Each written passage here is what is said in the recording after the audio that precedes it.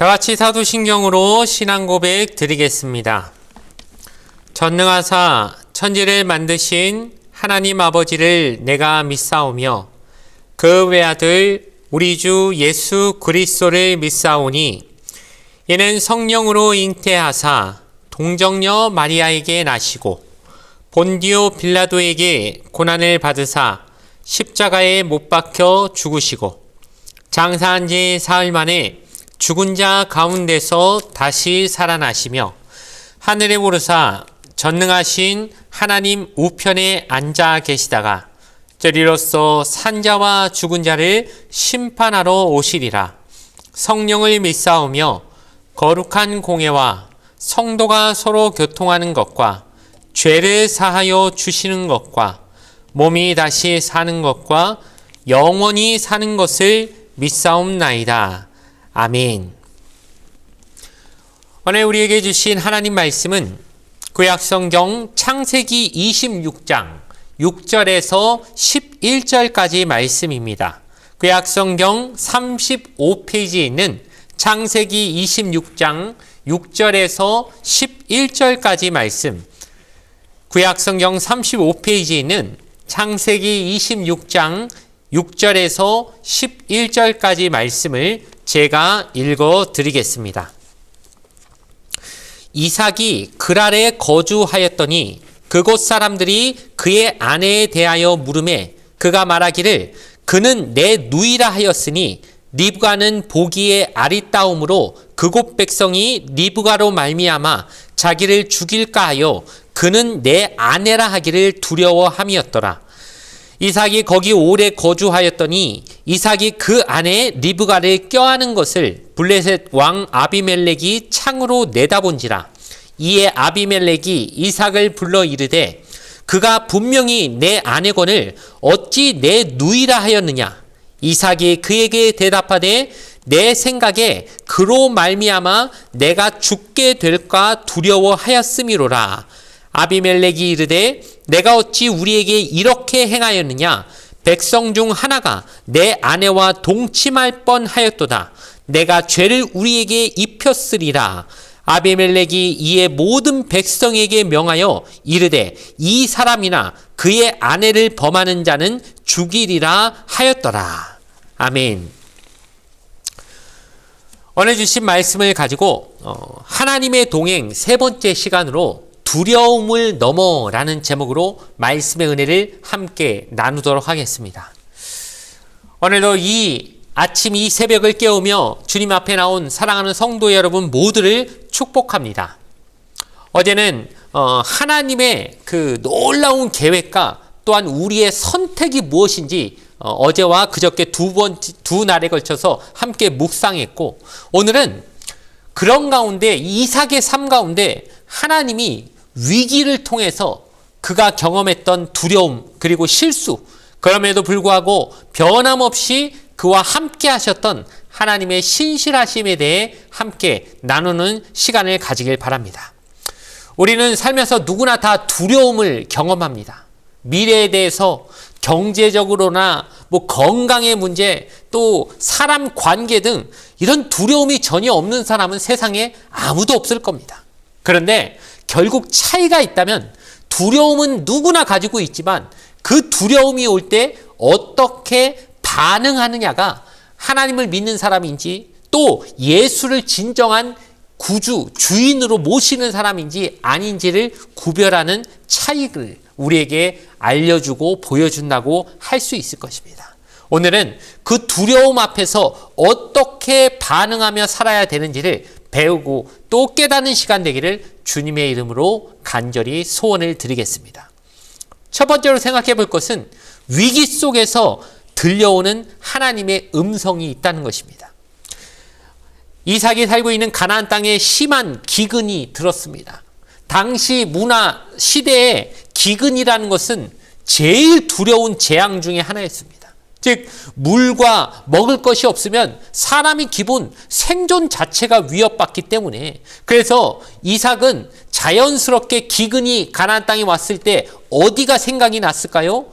자연스럽게 그 당시 사람들에게는 애굽이 생각이 나게 돼 있습니다. 왜냐하면 아버지 아브람부터 그러지 않았습니까? 창세기 12장에 보니까 기근이 왔더니 어디로 내려갔습니까? 애굽으로 내려갔다라고 하는 그런 이야기가 나오고 있죠.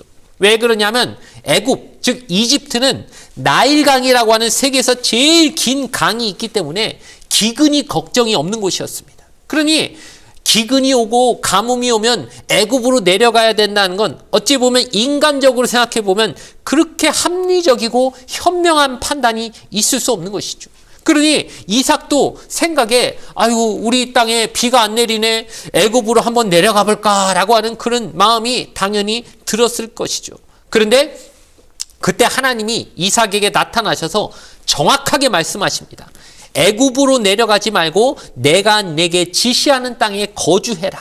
즉 하나님이 지시하는 땅은 어디입니까? 가나안 땅인 거죠. 아버지에게 하나님이 약속하신 그 땅, 너 그 땅을 버리지 말고 거기 딱 거주해라. 애굽으로 내려갈 생각 하지 마라. 하나님이 딱 이삭에게 나타나셔서 그렇게 명령하시는 겁니다. 그럼 애굽은 왜 내려가면 안 됩니까? 애굽은 뭘 상징합니까? 세상을 상징하는 것이죠.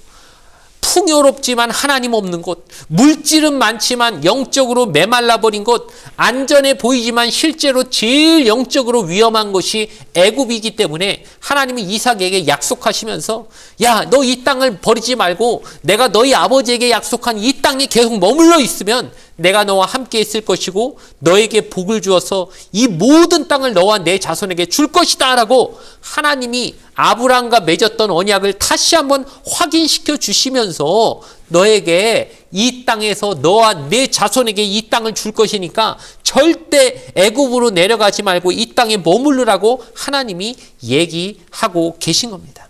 사랑하는 성도 여러분, 우리에게도 기근은 찾아옵니다.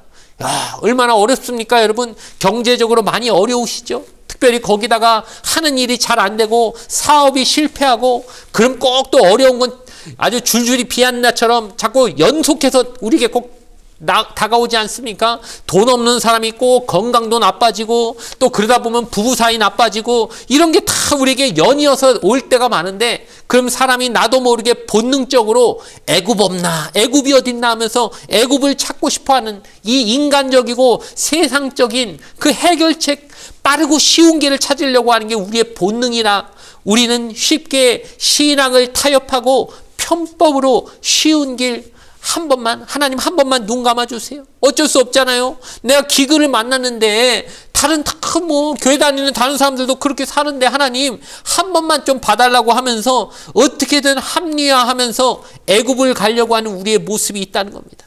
그런데 하나님은 지금도 우리에게 말씀하십니다. 거기 가지 마라. 내가 지시하는 그 땅에 머물러 있어라.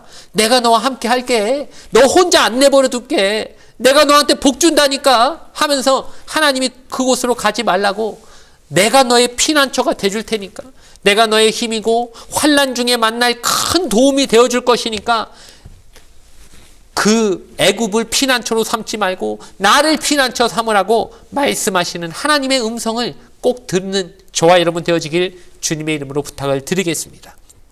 두 번째로 생각해 볼 것은 그럼에도 두려움이 불러온 타협에 대한 것입니다. 이삭이 일단 하나님 말씀에 여기까지 순종했던 것 같습니다. 그래서 애굽으로 안 내려갔습니다. 여기까지 참 훌륭했습니다. 그런데 거기서 이제 애굽은 안 가는데 그랄이라고 하는 그러니까 블레셋 영역이라고 할 수 있는 곳에 거주했는데 여기서 문제가 생겼습니다. 그랄에 거주하는 건 하나님 뜻을 어긴 건 아닙니다. 그런데 뭐가 문제가 생겼냐면 아내 리브가가 또 하필이면 참 이뻤나 봐요. 아름다우니까 이삭이 속으로 생각하기를 여기 사는 사람들이 혹시 내 부인 리브가 때문에 날 또 죽이지 않을까 하면서 막 근거 없는 두려움이 막 생겨난 겁니다. 그런데 이게 참 웃긴 게 아버지도 그랬던 모습을 왜 아들도 그렇게 쏙 빼닮는지 이 잘못된 것들은 대를 이어서 우리가 조심해야 되는 게 그러니까 우리 자녀들에게 자손들에게 참 모범이 되어야 된다는 걸 여기서 알 수 있는데 아버지도 자기 부인 사라를 몇 번 속였습니까? 2번이나 내 누이라고 이렇게 창세기 12장에 한 번, 20장에 한 번 이런 식으로 아버지도 2번의 그 큰 실수를 하게 되는 모습을 그걸 어떻게 어깨너머로 배웠는지 아들 때 와서도 아버지랑 똑같은 거짓말을 하는데 이 사람 내 누이입니다. 이러니 참 아이러니하지 않습니까? 하나님께 그렇게 방금 전까지 약속을 듣고 내가 너와 함께 있을 것이니까 애굽으로 가지 마라. 그래서 그 약속 믿고 그렇게 믿음으로 그 선택을 했으면 끝까지 좀 믿음으로 갔으면 좋을 것인데 두려우니까 그렇게 아주 참 비루하게 거짓말을 하면서 생명을 연명하려고 그런 잘못된 선택을 하게 되는 걸 우리가 볼 수 있습니다. 즉 그가 이렇게 거짓말을 하게 된 것은 기본적으로 하나님에 대한 불신이 있었던 것이고 그 말씀 내가 너와 함께 할 것이라는 말씀을 온전히 믿지 못한 것이죠. 뿐만 아니라 아내한테도 참 못할 짓을 하는 거지 않습니까? 남편으로서 아내를 지켜줘야 되는데 그게 아니라 자기가 아내를 보호할 책임을 지는 것을 완전히 포기해버리는 또한 모습을 보이게 된, 즉 남편으로서의 의무도 신의도 저버리는 잘못된 행동을 그가 하게 된 겁니다. 게다가 그 죄가 얼마나 큰 것이냐면 누군가 혹시나 리브가를 어이구 이 사람 그럼 남편 없네 내가 취해도 되는 것인가 보네 하면서 그 아내를 접근했다면 그 사람조차 죄를 짓게 만드는 행동을 하게 된 것이니 여러모로 이삭의 행동은 굉장히 잘못된 모습이란 걸 우리가 꼭 기억해야 하는 것이죠. 즉 하나님의 약속을 믿고 정직함을 가지고 원리 원칙과 그런 걸 타협하지 않고 양심을 속이지 말고 살아야 되는데 우리가 이런 거 다 포기해버리고 믿음도 포기하고 합리화해버릴 때가 많다는 것입니다. 그러나 요한일서 4장 18절 말씀처럼 사랑 안에 두려움이 없고 온전한 사랑은 두려움을 내쫓나니라고 하면서 하나님의 사랑을 믿고 하나님의 사랑을 진정으로 경험한 사람은 두려움이 없는 건 아니지만 그 두려움조차 하나님의 사랑으로 내어 쫓을 수 있는 능력이 있다는 것을 꼭 기억하며 그 하나님의 사랑을 경험하게 해달라고 기도하는 저와 여러분 되어지길 바랍니다. 마지막으로 살펴볼 것은 그러나 그런 인간의 실패조차 넘어서는 하나님의 신실하심이 있다는 것입니다. 비록 이삭은 거짓말을 했지만 하나님이 그를 버리지 않으셨습니다. 그리고 하나님이 이삭을 끝까지 지키시고 결국에는 이삭이 아무리 거짓말을 해도 진실이 다 드러날 수 있도록 하나님이 섭리를 하신 것이죠. 자, 블레셋 왕 아비멜렉이 창문으로 왕궁 창문으로 이렇게 뚝 내다보니까 이삭하고 리브가가 서로 껴안고 있는 걸 보게 된 것이죠. 그때 딱 알아챈 것입니다. 이 누이 동생이라고 하더만 이 거짓말이구만. 아내랑 남편이구만 하면서 둘이 부부 사이였네라고 탁 왕이 알아채버린 것이죠. 그리고 나서 이삭을 불러서 막 책망을 합니다. 이 사람아 분명히 당신이 누이 동생이라고 했지 않은가? 근데 알고 보니 당신 아내구만. 왜 어찌 우리한테 누이 동생이라고 속여서 우리도 큰 죄를 질 뻔하고 그렇게 되지 않았나 하면서 이삭도 꾸짖으면서 왕이 오히려 왕의 명령으로 이삭을 보호하는 그 명령을 전국에 내립니다. 그래서 누구라도 이 사람이나 그 아내를 범하는 자는 죽임을 당하리라 하면서 왕의 권세로서 오히려 이삭과 리브가가 안전하게 보호받는 은혜를 누리게 된 겁니다. 이게 누구의 은혜입니까? 이삭이 신실한 게 아니라 하나님의 신실하심이 이삭을 지켜주신 것이죠. 이삭의 그 꾀, 이삭의 속임수는 아무것도 아닙니다. 오히려 하나님의 섭리가 그를 보호해 주었다는 것입니다. 그러니 우리가 깨달아야 된 것은 이런 것이죠. 첫 번째로 우리의 구원은 우리가 완벽해서 얻는 게 아닙니다. 우리는 이렇게 넘어지고 실수하고 늘 이삭처럼 이렇게 흔들리고 매일 컨디션에 따라 어떤 날은 믿음으로 사는 것 같다가도 다른 날은 자꾸 인간적인 방법 쓰려고 하고 이렇게 살아가지만 하나님이 신실하시니까 우리는 오늘도 하나님의 자녀로 붙어 있을 수 있게 된다는 겁니다. 가지처럼 나무에 붙어 있기 때문에 열매 맺으며 살 수 있다는 것이죠. 또한 그럼에도 불구하고 그럼 아무리 내가 잘못해도 하나님의 신실하심이 있으니까 나는 거짓말해도 되고 죄지어도 되고 그렇게 가볍게 여기면 안 된다는 것도 꼭 기억해야 합니다. 하나님의 은혜가 크다고 내가 죄를 지어도 된다는 뜻은 아니라는 것이죠. 그러니 신실하신 하나님 앞에서 우리는 그 백성으로 더욱 거룩하고 정직하고 신실하게 살아야 한다는 것은 여전히 있다는 것입니다.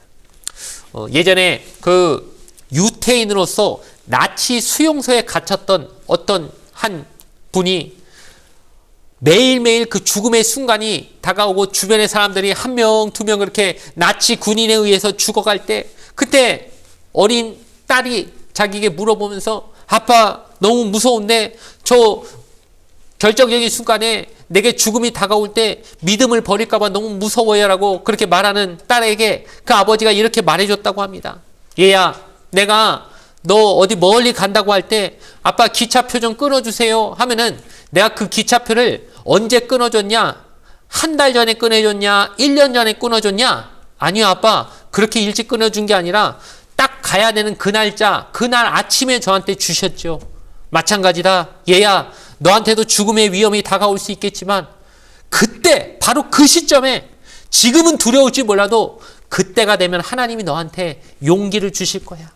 믿음을 잃지 않도록, 믿음을 놓지 않도록 너에게 순교를 감당할 은혜를 주실 거니까 걱정하지 마라. 그렇게 위로를 했다고 합니다. 저에게도 마찬가지인 것 같습니다.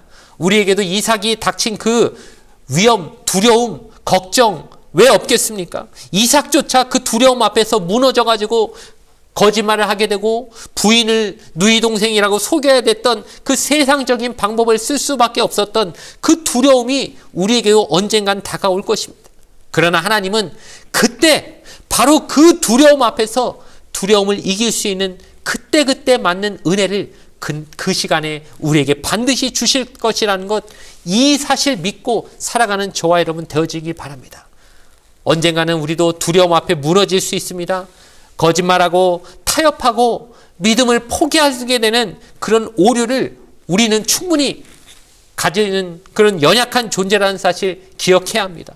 그러나 내가 실패한다고 하나님이 거기서 돌아서시는 게 아니라 하나님은 신실하시기 때문에 그분의 은혜는 우리의 실수보다, 우리의 연약함보다 훨씬 크시기 때문에 우리의 연약함을 넘어서는 사랑으로 우리를 지켜주실 것이라는 것. 그러니 애굽으로 도망갈 생각하지 말고 세상적인 방법으로 해결할 생각하지 말고 하나님이 지시하신 그곳에 머무르며 하나님의 약속을 붙드는 저와 여러분 되어지길 바랍니다. 내가 너와 함께 있겠다. 제발 어디 딴 데로 가지 마라. 내가 너를 지켜주고 너에게 복을 주겠다라고 하신 하나님의 그 약속 붙잡고 나아가는 저와 여러분 되어질 때 하나님은 신실하게 저와 여러분을 꼭 붙잡고 함께 동행해 주실 줄 믿습니다. 그런 하나님을 믿고 따라가는 우리의 삶이 되어지기를 주님의 이름으로 간절히 축원을 드리겠습니다. 잠시 기도드리겠습니다. 신실하시고 영화로우신 아버지 하나님, 우리의 연약함을 다 아시지만 그럼에도 우리를 버리지 않으시는 하나님의 사랑을 이 시간 감사와 찬양을 올려드립니다. 우리 삶에 저 이삭이 겪은 기근과 같은 위기가 찾아올 때 우리에게 두려움이 다가오지만 그래서 본능적으로 애굽으로 도망가고 싶고 세상적이고 인간적인 방법, 빠르고 쉬운 해결책을 찾으려고 노력하는 저희지만 주님이 말씀하십니다. 내가 너에게 지시할 땅에 머물러 있어라. 애굽으로 가지 마라. 내가 너와 함께 있겠다. 끝까지 그 약속 꼭 붙들며 살아가는 저희가 되게 하여 주시옵소서. 두려움 앞에서 거짓말하고 타협하고 믿음을 포기하려고 하는 우리의 삶을 하나님께서 보시고, 그러나 그 하나님의 신실하심이 우리의 연약함보다 크시고 주님의 그 사랑이 우리의 실패보다 훨씬 더 크다는 것을 우리가 고백하오니, 우리가 직면한 그 두려움 앞에서 늘 나와 함께 하시는 주님을 바라보는 확신을 가지고 그 두려움을 이기며 두려움을 내쫓으며 주님의 약속 붙잡고 정직하게 주님의 길을 걸어가는 저희가 되게 하여 주시옵소서. 내가 아무리 실수한다고 나를 버리지 않으실 것이고 끝까지 지켜주실 것을 믿으며 그 은혜에 감사하고 신실하게 주님을 따르며 살아가는 저희가 되게 하여 주시옵소서. 감사드리며 예수님의 이름으로 기도드리옵나이다. 아멘. 주기도문으로 예배를 모두 마치겠습니다. 하늘에 계신 우리 아버지여, 이름이 거룩히 여김을 받으시오며 나라가 임하시오며 뜻이 하늘에서 이루어진 것 같이 땅에서도 이루어지이다. 오늘 우리에게 일용할 양식을 주시옵고 우리가 우리에게 죄 지은 자를 사하여 준 것 같이 우리 죄를 사하여 주시옵고 우리를 시험에 들게 하지 마시옵고 다만 악에서 구하시옵소서. 나라와 권세와 영광이 아버지께 영원히 있사옵나이다. 아멘.